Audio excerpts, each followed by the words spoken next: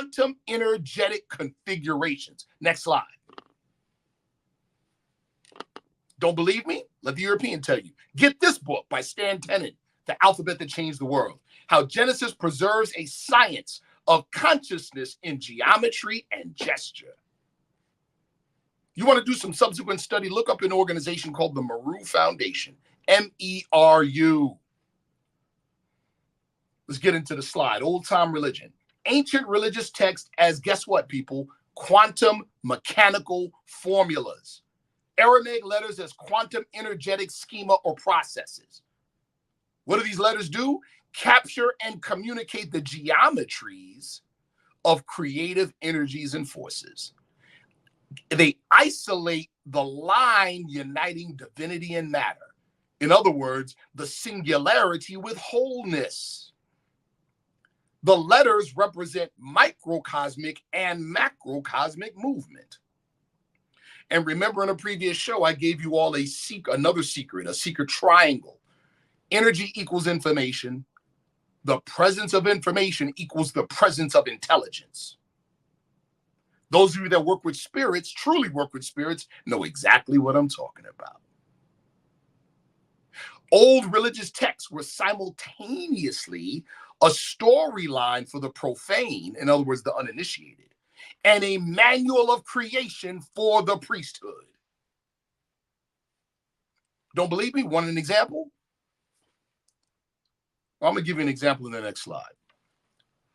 The letters are simultaneous. This one here, if you got any, if we have viewing any Freemasons, any initiated Freemasons, they're going to like this one. The letters are simultaneously visual, tactile, and audible. In Freemasonry, we call it what? Signs, grips, and words.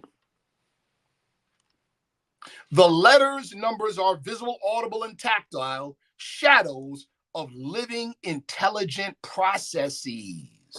Next slide. Y'all good? Brother Rich, ask the audience. They all right? They good? Oh, they loving it. They loving it. Let us know in the chat if y'all good. But go ahead, brother. Yeah, yes, sir. Thank you. Do me a favor, people. If you haven't been doing it already, take screenshots of the slides. Especially take screenshots of this slide. Take a screenshot. Y'all have seen this symbol before, especially members of the Moorish Science Symbol of America or students of Prophet Noble Drew Ali. But do you understand what it's, some of the things that it's conveying? Y'all caught what I just said earlier about the letters, right? Right now, specifically, we're dealing with Arabic. The manifest world is perceptual. We've said this before. We've given an example of it before, right? We talk about, like, if you see colors, colors are only interpreted inside your head, right? If you're looking at something red, it's not red outside, it's red inside. It's red inside your head. So literally, the outside world is your unfolding perception. That's just the truth. It's scary, but it's exciting.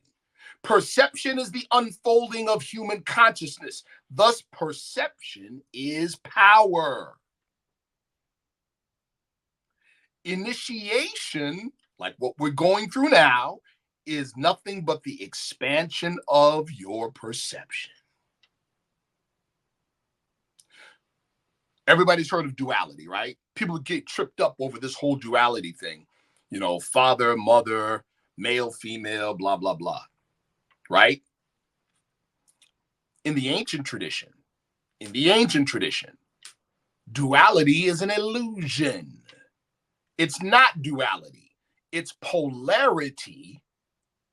That's what it is. It's polarity presenting itself as duality. When you pick up a penny, nobody says, oh, he got a head and a tail. They say they got a penny. One side of the penny's heads and one side of the penny's tails. Get it? So what is the true duality or polarity expressing itself as duality?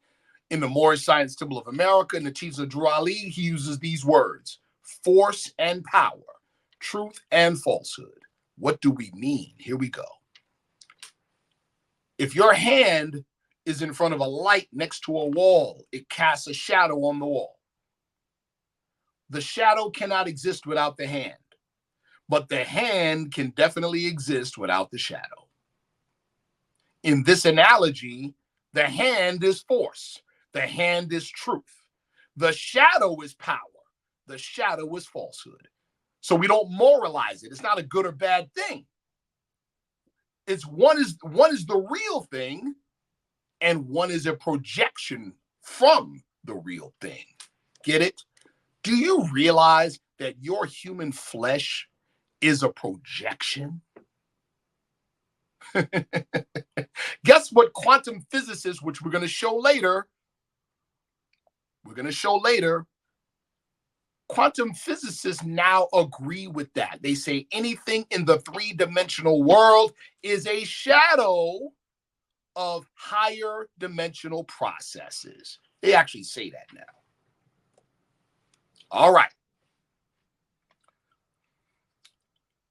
Duality, which is the initial movement, the initial primordial movement, okay, where polarity expresses itself as duality. Then it doubles. So now you have four temperaments: light, dark, lighter, darker. That's what you have. And then those four temperaments form four directions. All right. And then those four directions. Oh, hold on. Let me back up. Oh, no. It's on the slide under the circle 7 symbol. Undifferentiated matter. Let me stop right there. What do you mean by undifferentiated matter? Everybody remembers Genesis. Genesis 1 in the Bible. It says, in the beginning, God created the heavens and the earth. But then there's a very curious verse. Verse 2. The earth was without form and void. What does that mean? I just told you. It means that the darkness, the so-called emptiness, wasn't empty. It was unformed virgin matter, like virgin mother. Get it? Unformed, undifferentiated matter. Remember what we said about these letters? What are they? Energy processes. And anytime you see energy, it's a sign of the presence of what, people? Intelligence. Our forefathers knew this.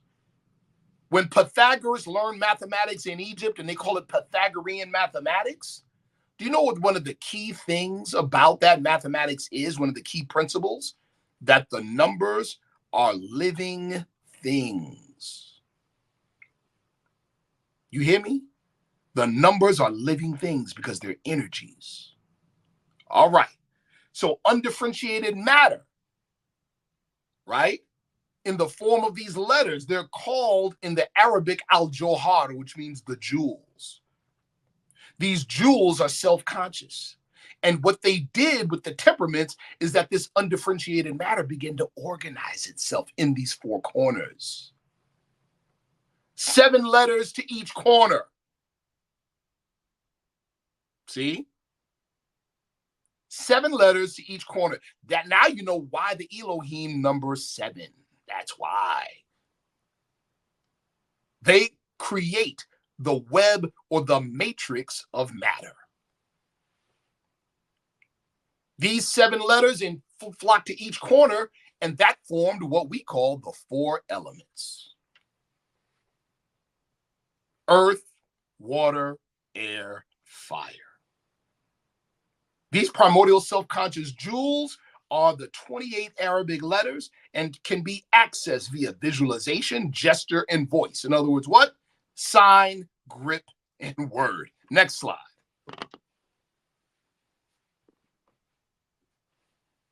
Take a screenshot, people. These letters are living intelligences. I already said that, but guess what they do? Remember what I said earlier? They link the microcosm to the macrocosm. 7 letters for each of the 4 corners of the world. 4 letters for each of the 7 planetary spheres. Each one of these 4 letters for each sphere represents one of the 4 elements. Okay? Each make up, or the 4 letters make up each of the 7 ether planes or planetary spheres. Notice I didn't say physical. I didn't say physical planet. I said planetary spheres. We're going to get into why I said it that way. These spheres connect time via the days and the planets to human perception, the 7 chakras, and bodily influence, what our brothers in the in Haiti call penchant, or hot points in the body. These jewels exist in spaces in your body. They are the dormant deities living in your flesh. Next slide.